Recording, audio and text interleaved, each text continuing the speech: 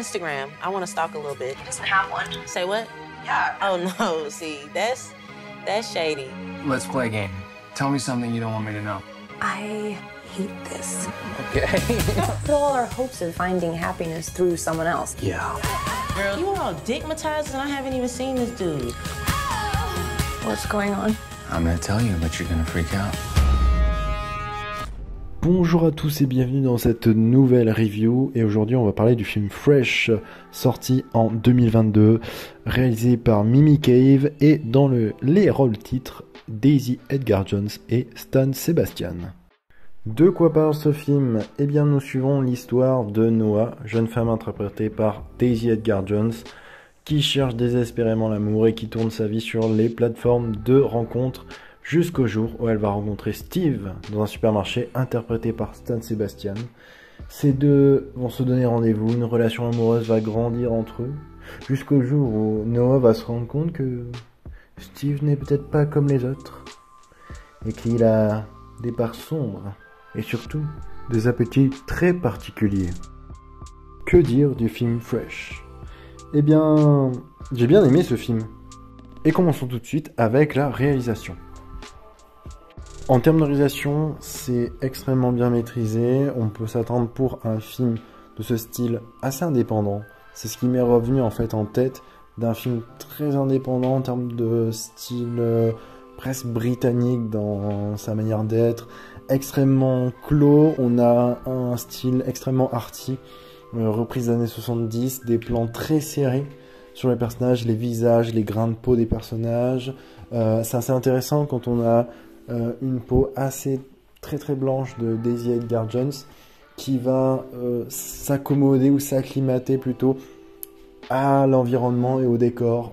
Comme le film joue avec des couleurs assez sombres, on part souvent sur du rouge, du violet, quelque chose de beaucoup plus sombre. Là, la peau va pouvoir refléter extrêmement bien le grain des personnages. Ça va jouer sur un code couleur qui va jouer sur, bien sûr, l'affectation d'un personnage à tel rôle ou tel rôle dans le film.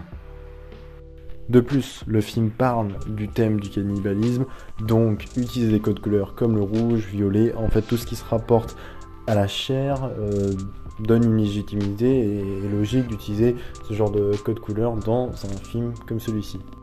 Donc le film nous transporte réellement au niveau de sa réalisation dans un trip, un fantasme. On a des plans assez légers, pas rapides. On va avoir certains plans rapides, mais on a surtout une dimension de voyage à travers l'image. Énormément d'utilisation de sons des années 80. Donc il y a réellement un film assez musical dans sa manière de composer avec les personnages, beaucoup de mouvements aussi, dans la manière dont chacun des personnages va se déplacer dans le film, beaucoup de danse, car la danse revient dans le film, et une importance majeure sur la hiérarchie des personnages, le contrôle et le pouvoir de chacun sur l'autre. Ça, c'était aussi un élément clé qui est intéressant à évoquer dans cette partie. Passons donc maintenant à la partie acteur. Et en acteur, bien sûr, je le dirai combien de fois, mais Daisy Edgar Jones, c'est une super actrice et elle m'a encore époustouflé dans ce film-là. Elle joue une fille assez classique au tout début du film, très, vous savez, menue, mais dans son physique, mais aussi dans son caractère. Elle n'est pas prenante, elle n'a pas forcément d'action importante, et au fur et à mesure du film, elle va devenir assez forte et puissante jusqu'à faire des actions qu'on pourrait dire très peu catholiques. Et donc il y a vraiment une transformation du personnage à travers tout le film, et ça c'est incroyable. À côté de ça, on a Sebastian Stan, bien sûr qu'on connaît de Marvel, bon, qui a fait aussi d'autres films assez sympas. Un acteur que je commence à découvrir, que je ne connaissais vraiment très peu, c'est-à-dire que j'avais vu, mais je m'étais très peu intéressé à sa carrière, et qui, ici, est génial en, on va dire, psychopathe, serial killer, mangeur de chair, mangeur d'hommes, mangeur de femmes plutôt ici. Et non, c'est un acteur qui vraiment est aussi génial. Lui a un rapport assez intéressant avec la musique. Beaucoup de scènes où lui il va danser sur de la musique, chanter, et on va avoir des décalages entre ce que lui, c'est les actions qu'il va pouvoir faire et l'aspect horrible de l'élément qu'il est en train d'accomplir. Donc sur ça, un rôle assez... je trouve qu'il joue énormément en même temps sur son physique, sur la manière d'être. Il a un sourire, je dirais même des tics qui font un certain charme au personnage et qui va essayer de charmer bien sûr ses victimes.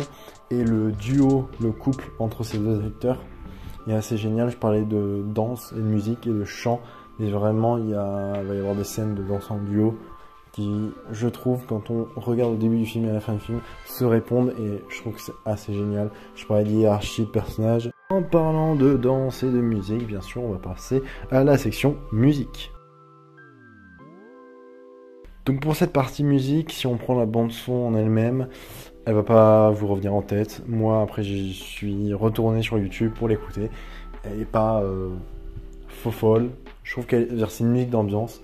Par contre, la bande son, tous les sons utilisés qu'on connaît des années 80, génial. Le thème principal aussi, qui fera le succès de ce thème, qui est la musique de la bande-annonce, qui est une musique électro assez sympa. Je trouve vraiment génial, et certains sons des années 80, Restless Heart, on a du Perfect Day aussi, interprété par Duran Duran.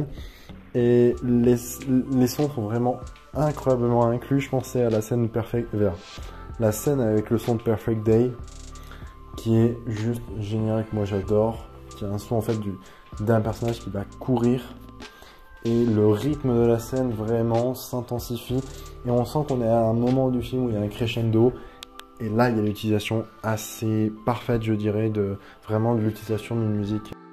On va passer donc à la dernière partie qui va évoquer le scénario et les thématiques du film. Que penser de cette dernière partie? Le film est assez riche. De passer sur une histoire simple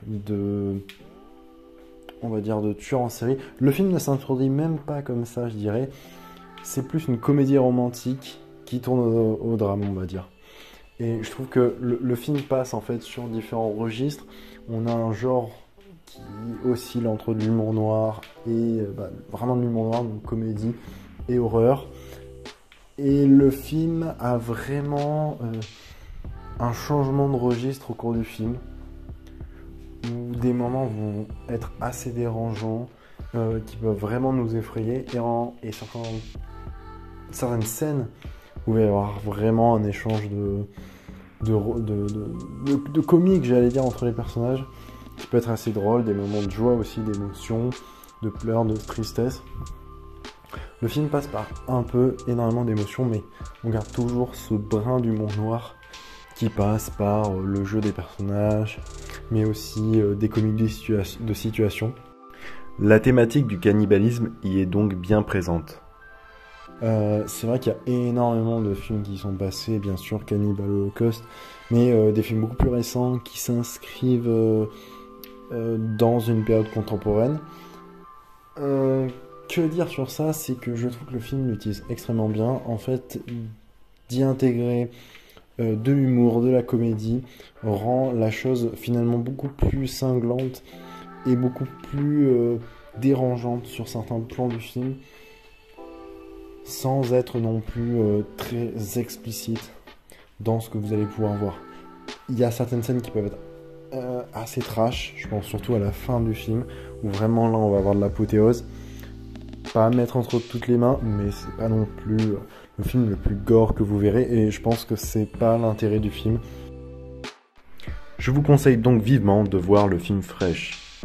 Seul ou avec des amis, je pense que ça passerait très bien. Et moi je vous conseille donc d'aller voir d'autres films, voir ce qu'il y a au cinéma, regarder chez vous ce que vous pouvez, et moi je vous dis à la prochaine fois. Allez, ciao!